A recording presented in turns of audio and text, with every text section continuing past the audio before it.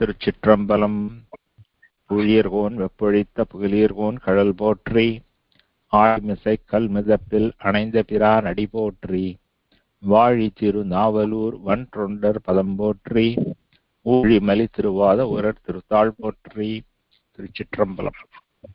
So we are continuing the discussion of tiruttoṇḍattogai, padhigam 7.39, and last time we met, we were going through the songs, the song number 4. We had seen about half of the song and the devotees and their stories for the first half of the song. Today we will continue with the stories of the devotees in the second half. But before we start, maybe Madhuri, you can read the whole verse. Number 4. Okay. Tirunindra செம்மையா கொண்ட திருநாவுக்கு அரையன் தன் அடியார்க்கும் அடியேன், பெருநம்பி குலச்சிறை தன் அடியார்க்கும் அடியேன், பெருமிழலை குறும்பர்க்கும் பேயார்க்கும் அடியேன், ஒரு நம்பி அப்பூதி அடியார்க்கும் அடியேன், ஒளிப்புனல் சூழ் சாத்தமங்கை நீலநக்கர்க்கு அடியேன், அருநம்பி நமிநந்தி அடியார்க்கும் அடியேன், ஆரூரன் ஆரூரில் அம்மானுக்கு ஆளே. Very good. I hear a lot of progress. Oh, thank you. Very good. You know, as you yourself can see it, right? You know, where you were struggling a little bit, only 1 or 2 words. The rest you were able to get reasonably well. That's good. Yes. Excellent. So last time we had seen the stories of, the 3 stories we had seen in the last session. Do you remember the names of the devotees whose stories we saw? Or from the song? We saw Kulachirai, Perumalai Kurumbar, and Peyar. Yes. And for Peyar, what is the common name by which that devotee is known? Do you know?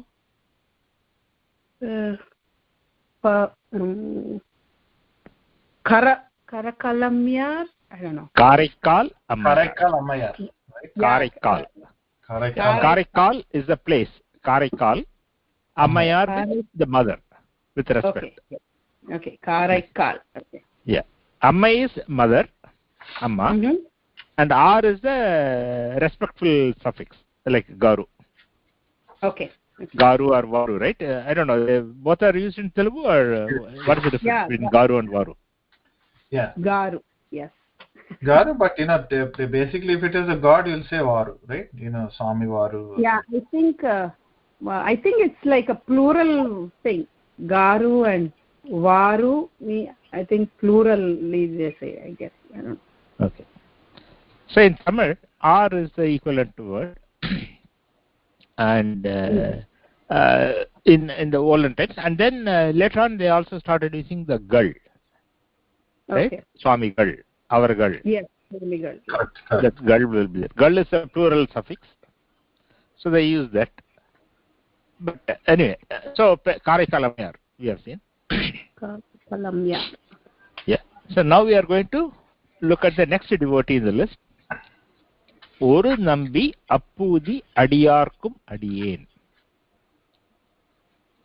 Nambi means, I mentioned it in the last time itself. Yeah, great. Somebody who is great person or something. Yeah. Great man. Yeah. Nambi is the masculine word, noun, referring to a man, and that shows is a great man, Nambi. And the equivalent for a great woman is Nangai. So, Oru Nambi appūdhi adiyarkum adiyen. The incomparable great person, appūdhi. And I am a devotees of appūdhi. So now we look at who appūdhi is and what his greatness was. So there is a place called Tiruvayyaru. Most of you would have heard of that place. every year they host the Tyagaraja festival, Aradhana in the town. It's on the banks of Kaveri River. And Tiruvayyaru is a very major, famous temple. So, if you have not been to that, in one of your future trips, you should consider. It's about 13-14 kilometers from Tanjavur. So, if you have been to Tanjavur Brihadiswara temple, it is very close by, 10 kilometers or so. So, in that next to Tiruvayyaru, say about 2 kilometers from there, is the place called Tingalur. Tingalur is a small village today, and in that Tingalur, there lived a Brahmin. His name was appUdhi. He lived around the time of Tirunavukkarasar. They were contemporaries. And Tirunavukkarasar, appUdhi adhigaL lived in Tingalur, which is about, let's say, 150, roughly 150 to 200 kilometers from the place where Tiruvadigai is, where Tirunavukkarasar was living at the time, right? And appUdhi, he, came to know about the Tirunavukkarasar's persecution and how he survived all the persecution, and he was saved by Shiva's grace. We have seen that story in Tirunavukkarasar's life history, how Tirunavukkarasar was persecuted by the giants, and how he was punished to be killed by different punishments, and how he managed to escape harm from all of those punishments. And we also know that in Tirunavukkarasar's story, finally, after trying out different methods, the giants tell the king that tie him to a big rock and throw him in the deep sea, which they did. And Tirunavukkarasar, with Shiva's grace, escapes that. The rock itself floats like a raft and brings him back to the shore. So this news, right, that Tirunavukkarasar was persecuted like this, and he was saved by Shiva's grace, and he escaped, and even the rock floated on the sea and reached the shore, that news spread all over the region. And appUdhi heard about that news and said, wow, that is a great devotee. And ever since that, he in his mind, he had taken Tirunavukkarasar as his guru, Manasika guru. And he was, he was a great Shiva devotee. So he was,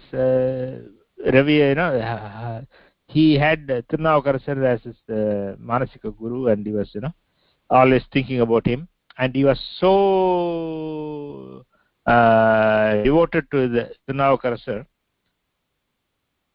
he started naming everything after him. In India, when we have kids, right, we give them names. And so when he had a son, he gave him the name Tirunavukkarasar. And then he had a second son. Then he gave him Junior Tirunavukkarasar. Like that. And, he had and he was a wealthy person, right? When I say wealthy, he had enough land, he had enough money, and he was doing a lot of dharma, right? When you do charitable work. And in charitable work, you do annadanam, you do water stall, right? In India, they will have, along the route that traders walk by, or the pilgrims walk by from place to place. So on the main road, they will have a place where they will have a stall where they will hand out water, they will hand out buttermilk, they will give yogurt rice, whatever, to the people who are traveling by. So that he was doing those kind of charitable work. And even those kind of stalls that he had, right, water stalls, he would put Tirunavukkarasar name on it. Tirunavukkarasar rest area, as an example, right? For those in America, if you say that, no, Tirunavukkarasar rest area, you can understand it. So he will have that, and there will be some servant who will be there to provide water, buttermilk, fruits, whatever, to the travelers who are passing by. And this was what was going on for a long time. During this time, one day, Tirunavukkarasar was on a tour. Right, he was going visiting a pilgrim tour. He was doing a temple tour, and he was going from temple to temple. And as he was going by, he comes to Thiruvayar. He comes to this Tingalur. He was passing by, and there was this outside comfort center where they were giving out water and other things. And he stops by, has a cup of water, whatever. And then he looks up and finds a name, There's a board which says, Tirunavukkarasar water stall, something like that.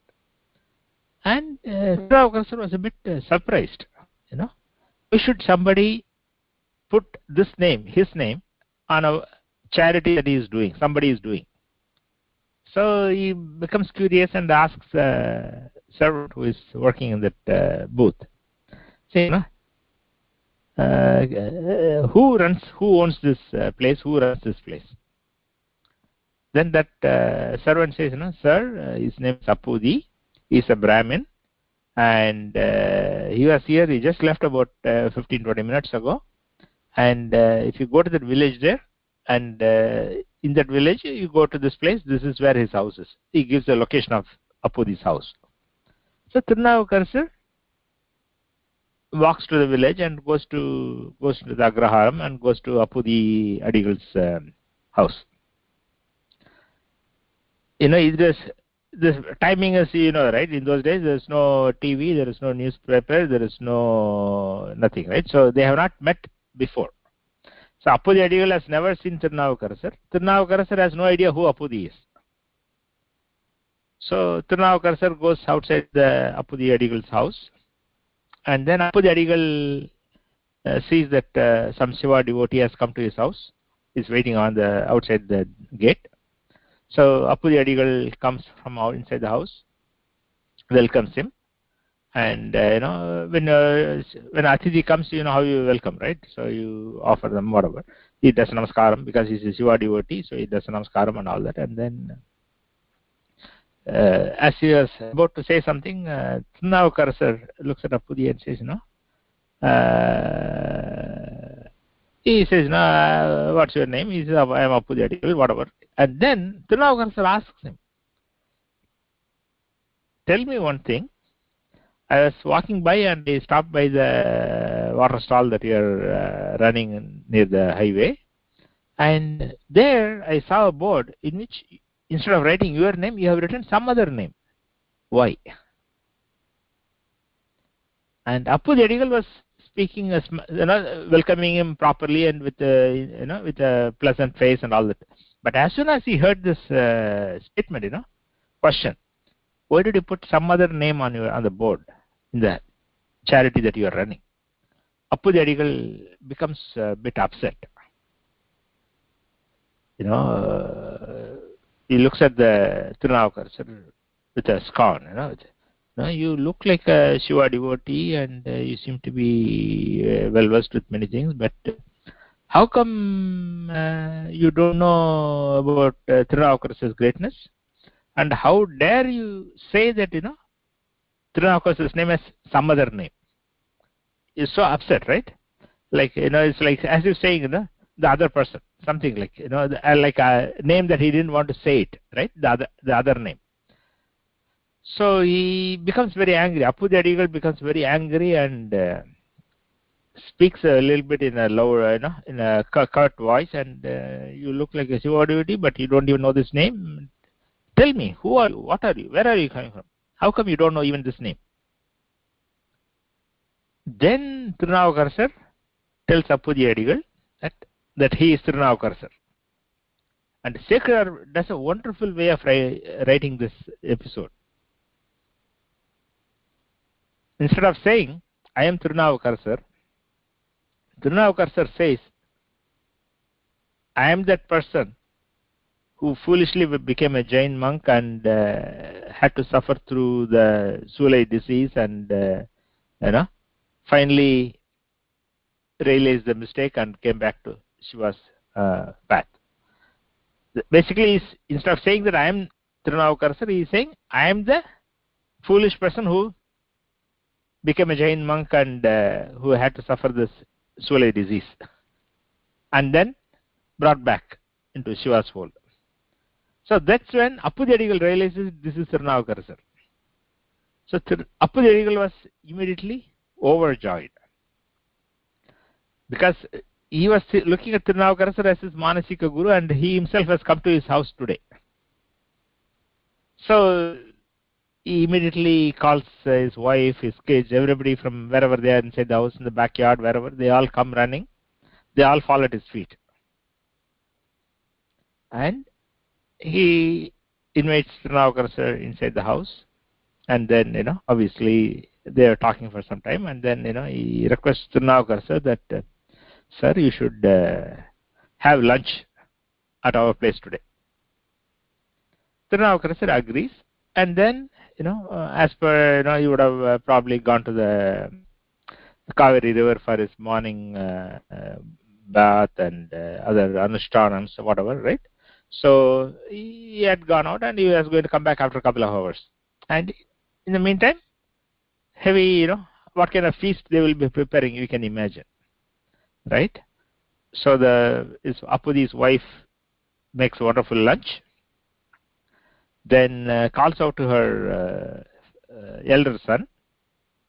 Let's assume that he was maybe 8 years old or something like that. Okay. So she tells him, hey, go back to our backyard. The village, right? So in the backyard you will have all kinds of plants and banana plants and all that, right? Banana trees. So she says, go back, find a nice, tender, unfurled, tender banana leaf, cut it and bring it back.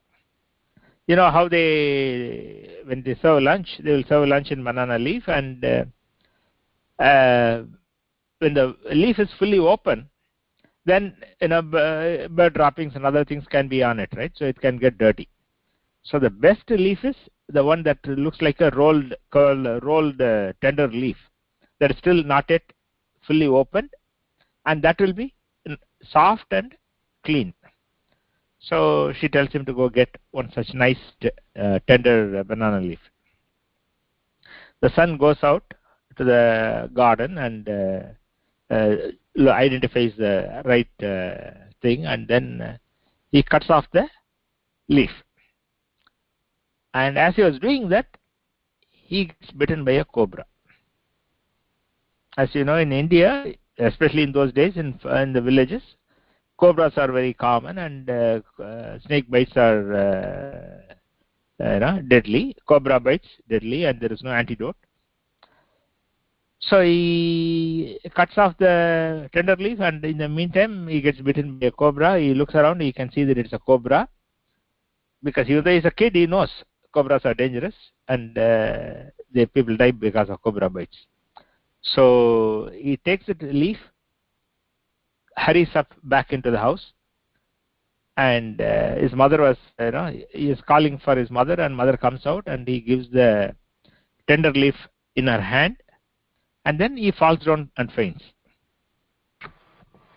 So mother immediately is shocked. Why is his son falling down? She looks at his body, and she can see the color changing into blue color, and she can see the snake bite mark on his leg. So she knows what has happened. So nothing can be done.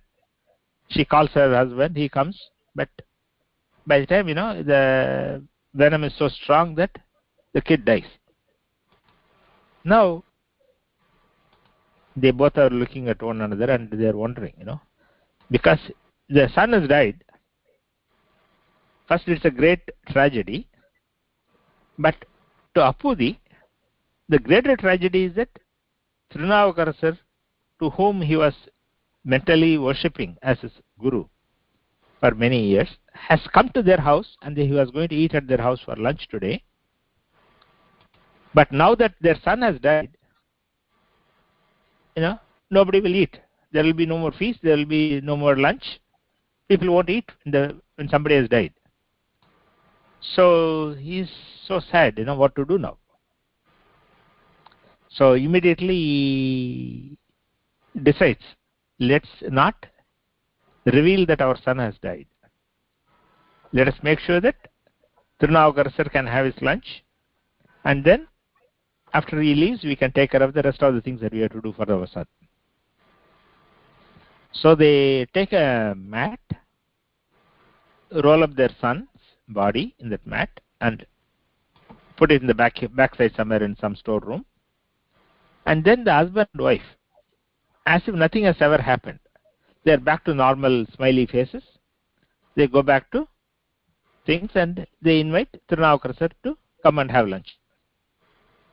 Tirunavukkarasar comes, they place the banana leaf, and he sits down, and then when the great saints visit you, people will do namaskaram, and they will give holy ash and all that.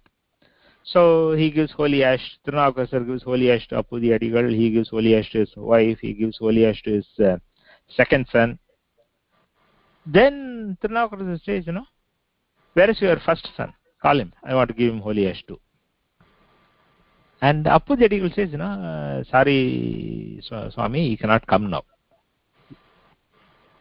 Then Tirunavukkarasar was thinking for a moment. Something in his insides, he had an intuitive feeling that something is not right. So he asks appUdhi adhigaL, why can he not come now? What did he do wrong? Tell me the truth. Don't hide.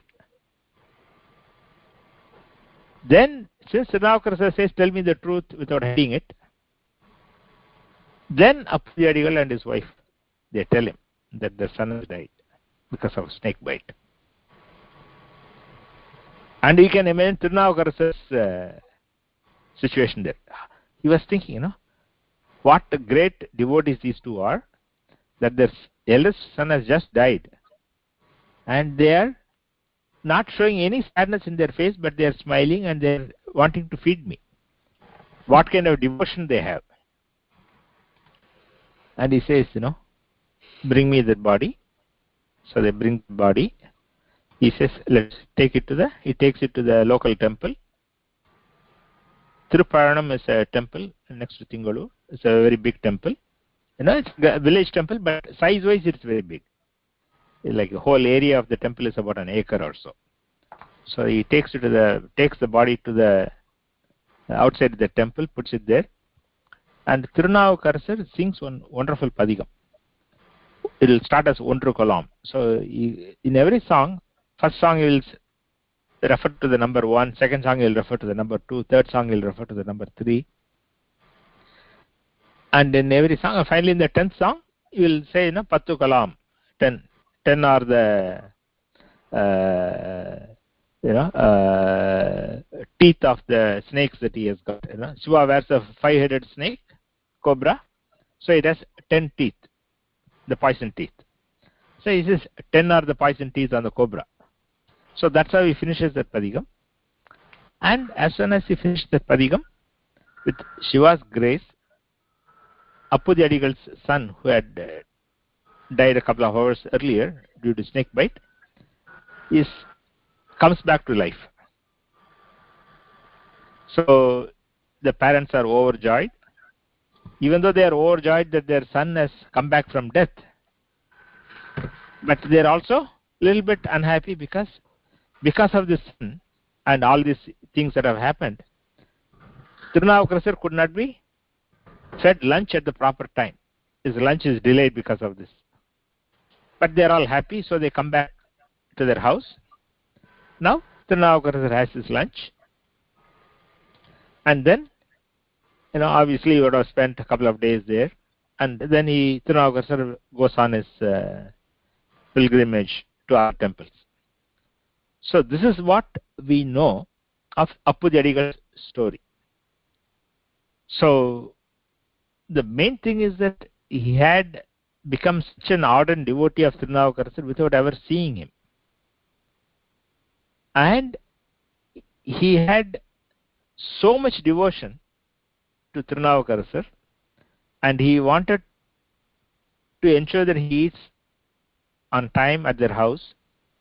He even ignored his son's death and acted as if nothing had happened. That kind of a mental courage and devotion we cannot even imagine. Not only him, his wife. Remember, at least, the mother who has lost her son. How can she not show any grief on her face and do upacharam to a guest?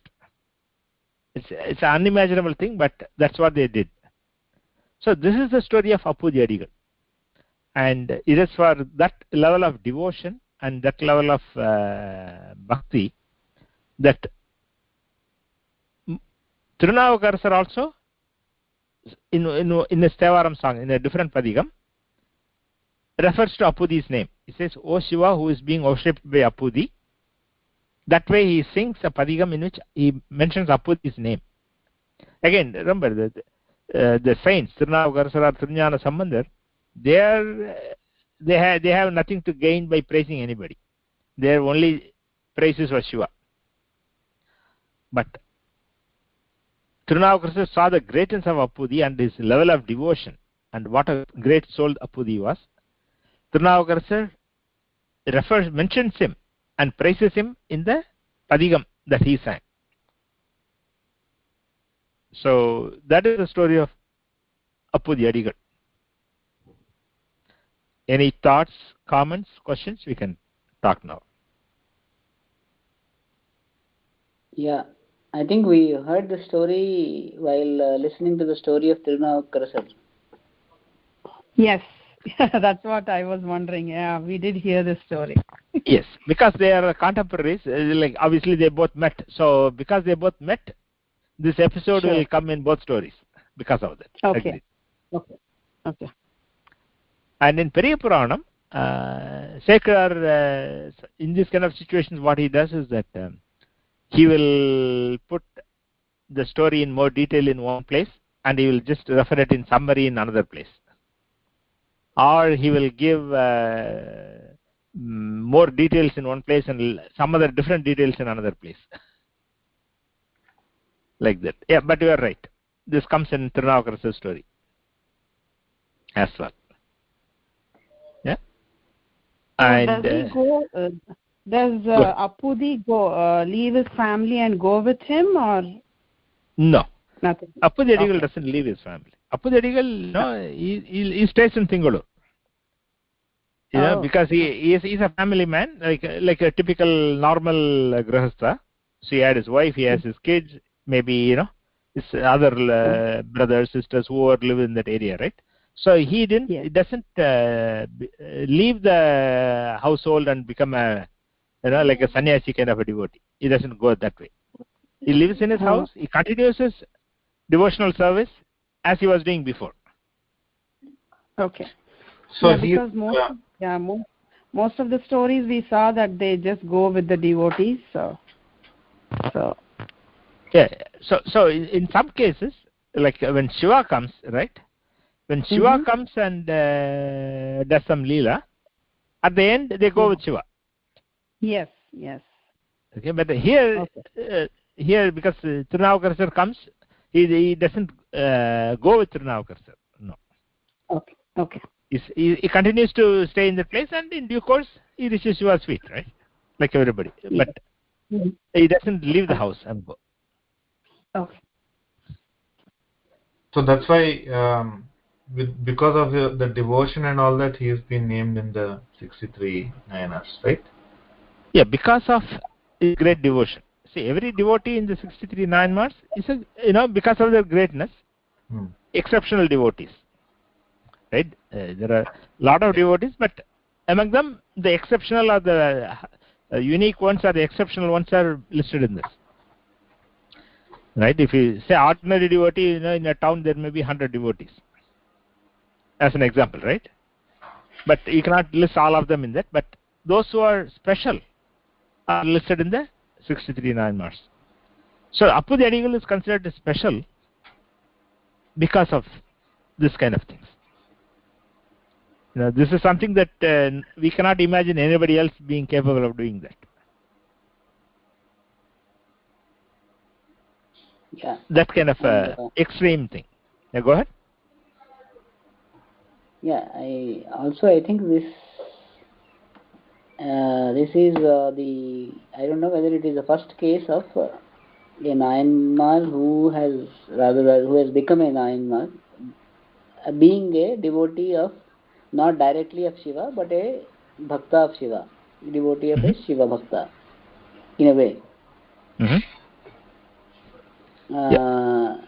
Meaning it's also an example of saying that, that time you say if you pray to a Shiva bhakta, it is equivalent to praying to the Shiva himself. So maybe that is also a message in this. Yeah. So in the tiruttoṇḍattogai, that we have been seeing, right? He's saying, I am the devotee of this devotee. I am a devotee of this devotee's devotees. That kind of thing. So Sundarar is highlighting that the devotees are great, and that's why he sang the tiruttoṇḍattogai, greatness of the devotees. And in that he says, I am a servant of this devotee, I am a servant of the devotee, that kind of thing. And so here is an example. Before Sundarar's time, there was a devotee who was a devotee of another devotee. Like appUdhi adhigaL was a devotee of Tirunavukkarasar. And the importance of being in a devotee group is that we will get Shiva's grace more easily. So that's why they always, the satsangam, the satsangam is being in the company of devotees. That is highly praised and recommended and sought after, because if you are in the company of devotees, everybody will, you will be able to attain higher levels more easily. So like that here, appUdhi adhigaL was highly devoted to Tirunavukkarasar, and that automatically got him into Tirunavukkarasar's grace, and with Tirunavukkarasar's grace, he was taken care. Like that, there are other stories that we see, contemporaries who have been, one being a devotee of another devotee. That kind of thing we can see. So Sundarar's case we will see, Sambandar's case we will see. So there are other contemporaries who have been highly devoted to these acharyas, and how they have received Shiva's grace.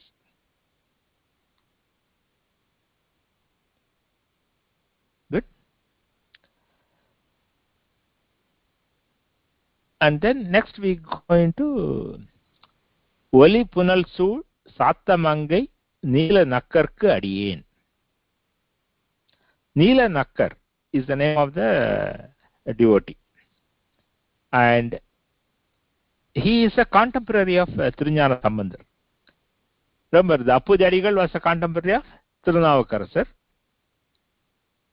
and Neelanakkar is a contemporary of Tirunjana Sambandar. And we also know that Tirunavukkarasar and Tirunjana Sambandar were contemporaries. Tirunavukkarasar was maybe 60, 70. Tirunjana Sambandar was 3 or 4. That is a age gap between them.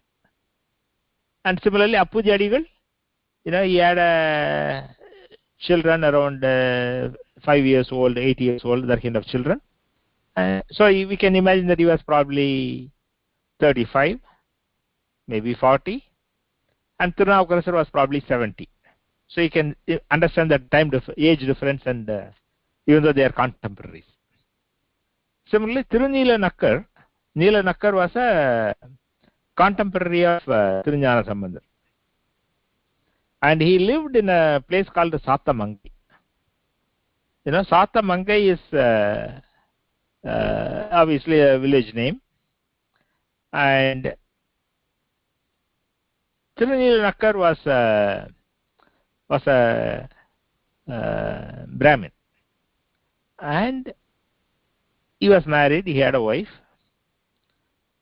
In his story, we don't find any information as to whether they had any children at the time, because that detail is not seen, and probably they didn't have kids at the time. And so Neelanakkar was obviously a great devotee of Shiva, which is why he is this list. And he will go do his, his anushtanas at home. He will also go to the temple and do pujas and all that.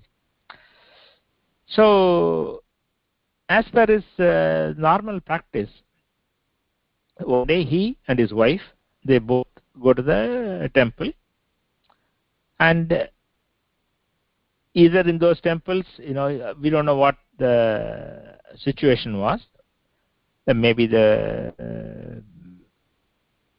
local Brahmins could go and do the worship themselves, or maybe the priest was away and he had to do his puja on his behalf, whatever. But Tirunelanakkar was the one who was doing the puja at the Shivalingam in the temple. So he goes, and his wife goes with him to assist him, and so they both are there, and he is doing the puja, and she is helping him with like an assistant, right? When we have seen that how they do puja in the temple, right? There will be one priest who will be doing the abhishekam or doing the archana, and there will be an assistant priest next to him who will be handing him things and taking things, those kind of things. So she was his assistant, and as he was doing the puja, after he done the puja, he will do dhyanam and all that. He was somehow, while he was doing that, a spider from above from the ceiling, a spider dropped onto the Shivalingam, and immediately his wife, who was standing there watching all this, she felt a fear that this spider is going to bite Shiva, and so that is going to be bad for Shiva. So immediately she tries to blow away the spider. When you blow away the spider, some spit will also spray. There is a special word in Tamil for that called tumidhi. So when you are spitting with your spit spraying, and that kind of a spitting she did, and immediately Neelanakkar opened his eyes and found his wife sort of spitting on the Shivalingam, and he becomes very, very angry. How dare you do such a bad thing? This is just a not done thing. You are spitting on the Shivalingam, you have done great apacharam. How can you do this? She tries to explain to him, I saw there was a spider that was there on the Shivalingam, so I tried to blow it away so that it doesn't harm Shiva. Yeah? And he looks at her and says, this is Shivalingam. What harm will the spider do? You have done this apacharam. You are not fit to be my wife. Don't come back with me. And he gets angry. He goes home and leaving her in the temple. She stays in the temple because her husband has told her, you are no longer my wife. Don't come home. She doesn't know what to do. So she is staying in the temple. Night falls, and Neelanakkar is at home. He goes to sleep. Then, as Neelanakkar was sleeping, he has a dream. And in the dream, Shiva appears. And he tells Neelanakkar, hey Neelanakkar, look at me. See this side, which is fine, And look at this side. These are all blisters because of spider bites. I was saved by these blisters on this side because your wife sprayed her spit on me, and that acted as a medicine, and this was all cured.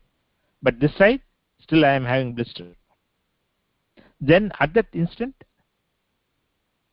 neelanakkar wakes up. Then he realizes what a great devotee his wife was.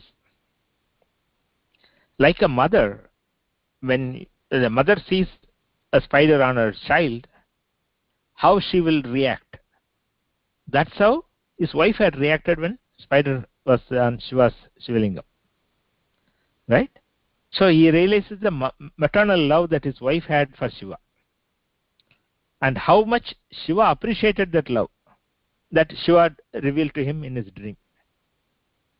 So next day morning, he goes to the temple, then, tells his wife what dream he had had, and worships Shiva there in the temple, and then comes home with his wife.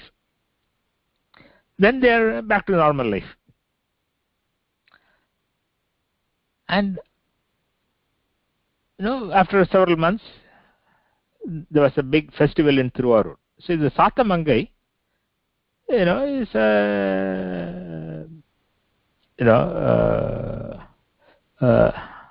give me a second. Just give me 1 second, okay?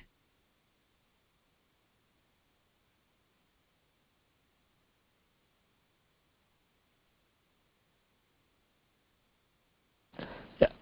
Then what happens is that after some time, Tirunjana Sambandar was on a pilgrim tour, right? He was on a pilgrimage. He was going on a temple tour, and he comes to Tiruvarur, and he comes to Satamangai. And when he comes to Satamangai, Neelanakkar invites him to come and stay with him. Now, when Sambandar goes, he will always go with a big entourage. Tirunavukkarasar, when he goes, in most places he will go alone. Whereas Tirunjana Sambandar, he always had a lot of devotees with him. There will be some devotees who will be writing his songs. There will be musicians. There are there's a great musician who is also one of the 63 nayanmars. It's called thevaram. He, his wife, and other entourage, right? The cooks, the people who take care of things, all of, like maybe 50 people, maybe 60 people, maybe 100 people will come as a group. So like that they come, and when they come here, Neelanakkar invites Sambandar to come and stay with him for the night. And so Sambandar, Neelakanda Yarpanar, his wife Matanga Subramanian, they are all there. And in those days, they had this caste-based discrimination, and the Neelakanda Yarpanar and his wife, they are from the Pana caste. Pana means the musicians, and in those days they were considered lower in the hierarchy. So Sambandar tells Neelanakkar, can you give proper accommodation for Neelakanda and his wife? And Neelanakkar immediately makes appropriate arrangement in the room where he has his Nitya Homa. As a Brahmin, he will do Agnihotram every day in the morning, afternoon, evening, right? So where they have the Homa Kundam, where they do this daily fire worship, in that special room, he gives that room to Neelakanda Yarpanar and his wife. Basically indicating that those who are Shiva devotees, they don't look at caste discrimination, etc. And he was there, and then Neelanakkar becomes very attached to Tirunjana Sambandar. And then, of course, Tirunjana Sambandar next day goes on his temple tour, he goes to other places. And after a number of years, right, Tirunjana Sambandar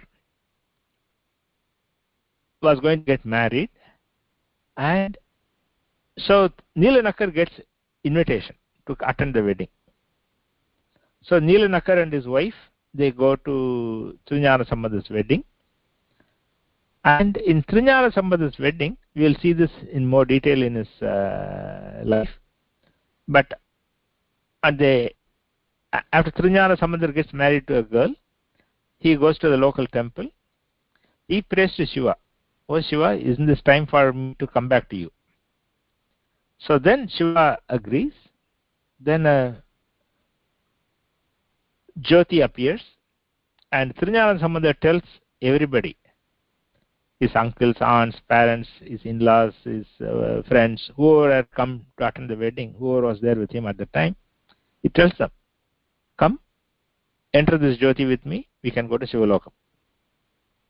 So they all, whoever was there at the wedding, got this opportunity to get to Shivalokam easily because of Triñāna Sambandhar's grace. So one of them was Neelanakkar. So Neelanakkar's Guru Puja, which is the day in which we celebrate when a devotee, final day of a devotee on this earth, when he merges with Shiva, that Neelanakkar's Guru Puja and Triñāna Sambandhar's Guru Puja will be on the same day because of this. Because Triñāna Sambandhar also enters the Jyoti and goes. Neelanakkar also enters the Jyoti and goes. So that's the special thing that, when you are attached to a devotee, good things will come to you easily. We saw that in the appUdhi adhigaL's story, how appUdhi adhigaL got Shiva's grace because of his attachment to Tirunavukkarasar. Like that, Neelanakkar, he had Shiva's grace. He had Shiva's grace because his wife, even though she is not listed as one of the 63 nayanmars, but his wife was extreme devotee. Like motherly love for Shiva. That he was her husband. So that is one association, and the other association is Triñāna Sambandhar. He comes to Triñāna Sambandhar's wedding, and Triñāna Sambandhar says, "Come to Shivalokam with me." He gets a free ride back to Shivalokam. Like that. So this is the greatness of being attached to devotees, and also the greatness of Neelanakkar. So that is the gist of his story. Any questions, comments? We can talk.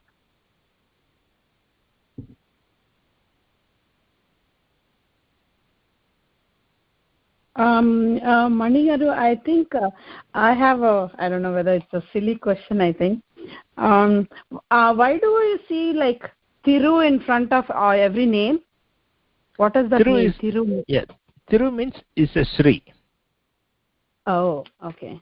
So Tamil word for Thiru is Sri. Sri, okay. So anything that is holy or divine will get Thiru prefix. So for example, Jnana Sambandhar will be Thiruñāna Sambandhar. Navukkarasar will be Tirunavukkarasar. Like that, not only the name of people, but even name of places. Like you would have heard of a name called Tiruchirappalli. It is called Tiruchirappalli because there's a major temple in that place, and there's a holy place. Like that, Thiruvannaikkaval, Thiruvannamalai. So Thiru is the prefix that's holy or divine. Good. So that's not a silly question. It's a good question. Okay. So in this verse you will see Neelanakkar Kadiyen, right?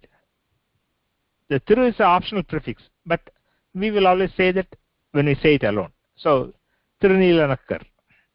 That's how we say that. Yeah. Any other comments or questions? No, that's good. Okay. So I know that it's getting depending upon where you are and what time you are. Do you want to continue, or do you want to stop here and continue in the next session? We'll stop here then. Okay. So with that we will conclude for today. Next week we will continue, and we will continue with the final story in this verse, Naminandi. Tiruchitrambalam.